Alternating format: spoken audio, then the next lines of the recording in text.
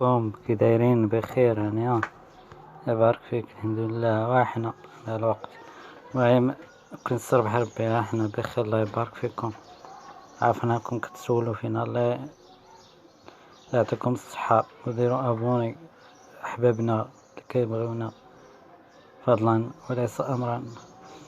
اليوم غنهضروا على واحد جزيرة امريكية اختفت على وجه الارض والعلماء في الصدمة. أثارت اختفاء جزيرة أمريكية في ولاية هاواي في المحيط الهادي حيرت العلماء المناخ وصدمت المسؤولين في البلاد في ظاهرة تعتبر واحدة من الظواهر المناخية النادرة وفق ما ذكرت وسائل الإعلام الأمريكية.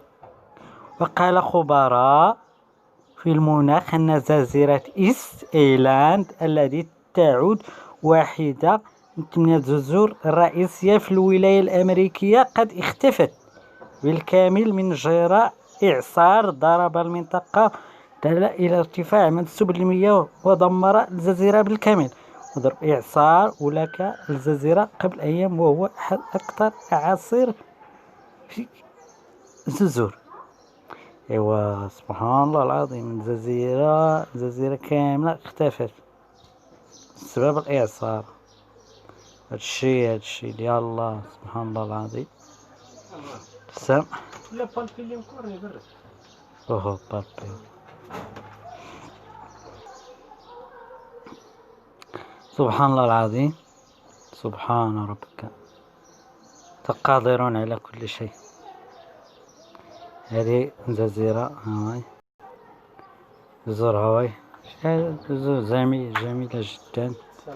انت زابين نسي قصر الواقع شمال هاواي.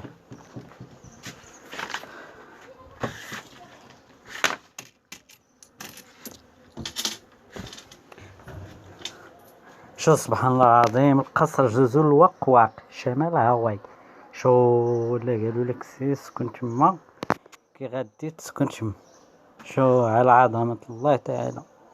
شش اعطوني انا غير شي قصر بحال هذا في وسط جزيرة. سبحان ربك العزة.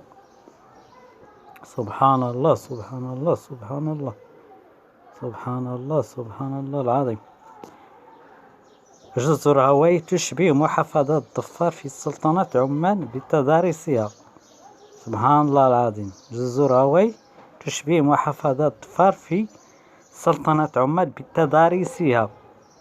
جزر هاواي الشاطئ السياحي